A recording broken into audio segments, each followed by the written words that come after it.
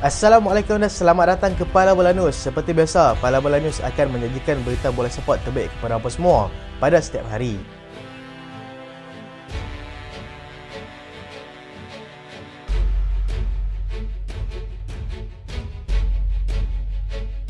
Kita mulakan dengan keputusan perlawanan yang melibatkan beberapa pasukan pada awal pagi tadi. Liga Perdana Inggeris, Sheffield United dibelasah oleh pasukan Arsenal 6-0 dan berikut adalah kedudukan semasa Liga Perdana Inggeris.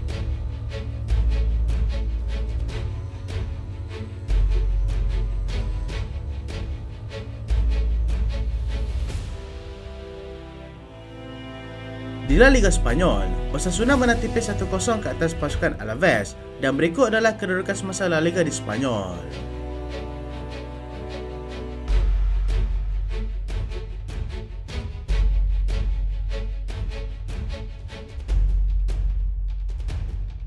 Serie A Itali, Inter Milan menang 2-1 ke atas pasukan Genoa dan berikut adalah kedudukan semasa Serie A Itali.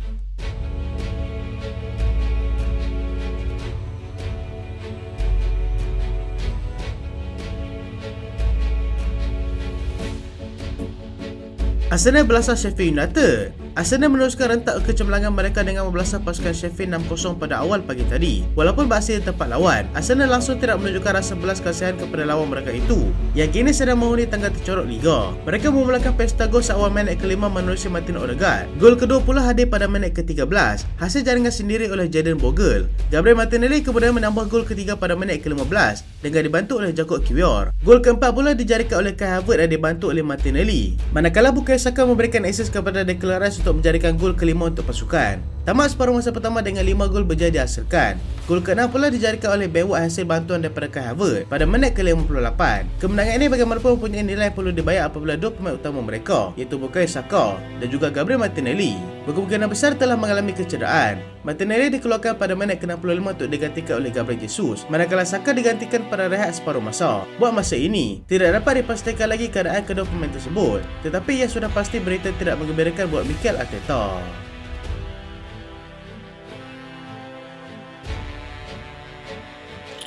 Inter Milan terus kukuhkan kedudukan. Inter Milan kini semakin selesa mendahului carta Serie A selepas berjaya menundukkan pasukan Genoa dengan jaringan 2-1 pada awal pagi tadi. Kemenangan yang mereka peroleh itu merupakan kemenangan ke-23 dalam Liga musim ini dan sudah pun mengumpul sebanyak 72 mata, jauh meninggalkan pasukan Juventus tangga kedua yang baru mengumpul 57 mata, perbezaan sebanyak 15 mata. Jika keadaan ini berterusan, tidak mustahil jika Inter Milan akan dinobatkan selaku juara Serie A musim ini lebih awal, tanpa perlu menanti sehingga tamat musim nanti. Dalam perlawanan menentang pasukan Genoa itu, Christian Asilani berjaya meledak gol pertama pasukan pada minit ke-30 dan kemudiannya diikuti oleh Alexis Sanchez menyempurnakan sepakan penalti pada minit ke-38. Joan Vasquez berjaya menjadikan satu gol buat pasukan Genoa pada minit ke-54, tetapi itu tidak cukup untuk menaikkan semangat rakan pasukan untuk terus bangkit mencari satu lagi gol untuk sekurang-kurangnya menyamakan kedudukan. Inter akan meneruskan kempen Liga dengan menentang pasukan Bologna selepas ini dan akan menyambut semula hasil peringkat kalah mati Liga Juara-Juara Eropah menentang pasukan Atletico di mana pada ketika ini mereka sedang mendahului dengan satu gol di depan.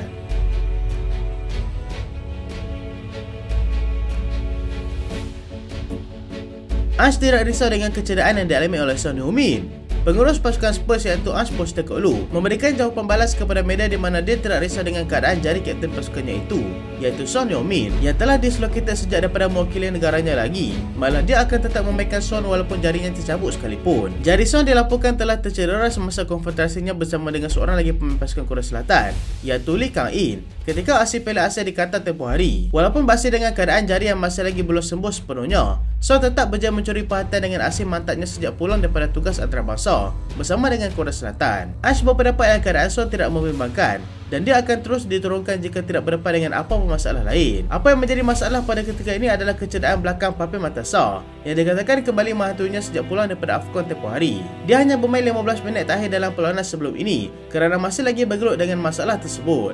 Dia masih lagi menjalani latihan seperti biasa dan berharap perkara ini tidak berlarutan dan menjadi semakin serius.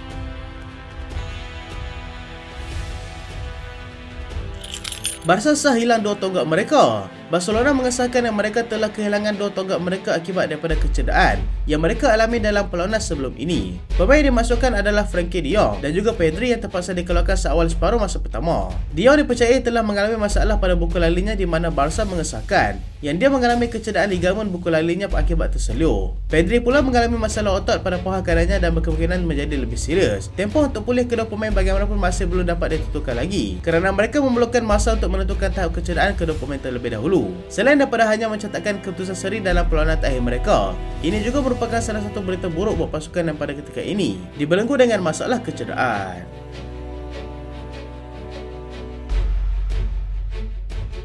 Thomas Tuchel berkemungkinan besar akan dipecat sekiranya mereka tewas kepada pasukan Lazio. Bayern Munich berkemungkinan besar tidak tak agak-agak untuk memecat Thomas Tuchel dengan serta-merta sekiranya mereka disingkirkan oleh pasukan Lazio di peringkat kalah mati Liga Juara-Juara Eropah musim ini. Bayern kini ketinggalan 1-0 kepada pasukan Lazio dalam perlawanan pertama dan akan berakhir dalam perlawanan kedua awal pagi esok di Allianz Arena. Tuchel sudah mengesahkan dan dia akan meninggalkan kelab pada hujung musim nanti, tetapi itu tidak memberikan sebarang jaminan kepada kedudukannya pada ketika ini. Bayern dilaporkan mahu segera menamatkan kontrak dengan Tuchel kerana mereka tidak mahu keadaan buruk ini terus berlarutan sehingga tamat musim nanti.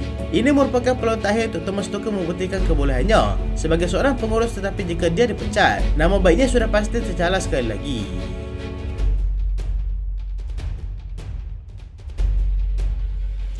Peminat berhak tahu perkara sebenar, kata Pique. Bekas pemain pertahanan pasukan Barcelona, Gerard Pique, menyatakan pendapat peribadi di mana pasukan Barcelona sepatutnya menceritakan hal sebenar terjadi di dalam kelab pada ketika ini. Umum sudah mengetahui yang Barcelona masih lagi bergelut dengan masalah kewangan yang kelihatan seperti tidak berkesudahan, tetapi pihak pengurusan tertinggi sepatutnya tampil untuk menceritakan perkara sebenar kepada para peminat mereka yang pada ketika ini dibiarkan berada dalam kekeliruan. Situasi ini dirumitkan lagi dengan kenyataan yang telah dikeluarkan oleh Deco, di mana dia mengesahkan yang Barca tidak akan menandatangani pemain berprofil tinggi pada musim panas nanti, walaupun akan mendapat seorang pengurus baru yang akan menggantikan Xavi.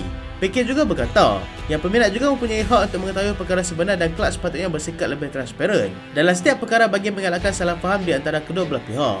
Pique juga menambah yang dia tidak mengetahui apa yang sebenarnya terjadi di sebalik tabir, tetapi apa yang pasti, Barcelona sudah tidak mempunyai wang untuk dibelanjakan sejak 2 ataupun 3 tahun yang lalu.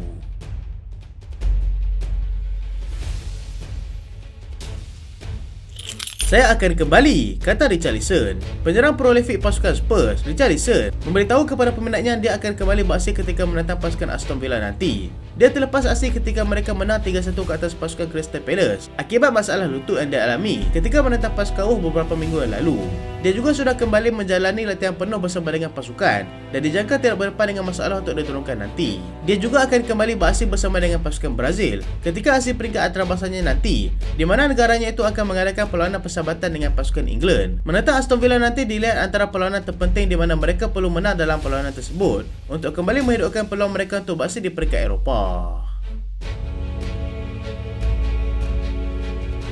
Kita ke perkembangan jendela perpindahan pemain.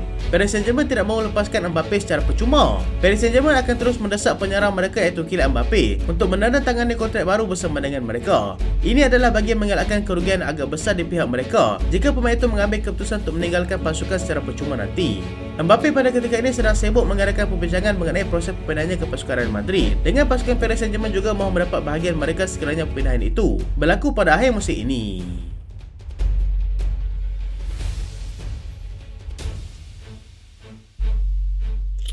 Erling Haaland mungkin akan tinggalkan Manchester City. Erling Haaland tidak menolak kemungkinan untuk meninggalkan pasukan Manchester City pada musim panas hadapan sekiranya Pep Guardiola bertindak untuk tidak menyambung kontraknya lagi nanti. City mempunyai persetujuan untuk menjual Haaland kepada pasukan Real Madrid pada nilai yang tidak diderahkan dan dikatakan Haaland tidak mahu melanjutkan lagi kontraknya yang akan berakhir pada tahun 2025.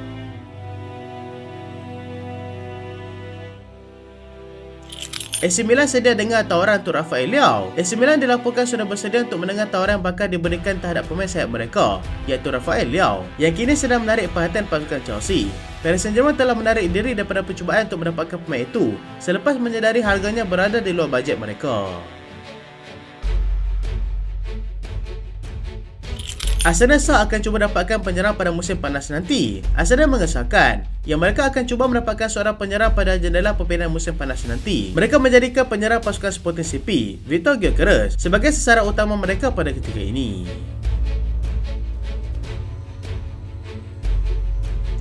Barcelona mahukan Dani Olmo. Barcelona akan cuba mendapatkan pemain tengah pasukan Leipzig pada musim panas nanti, memandangkan harganya rendah pada ketika ini. Pemain yang berusia 25 tahun itu dianggarkan mempunyai nilai sekitar 43 juta pound sahaja.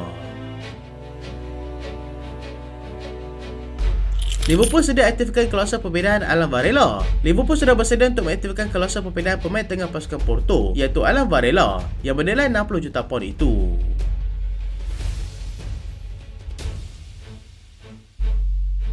Itulah berita pada kali ini, dan terima kasih sebab tonton sampai habis.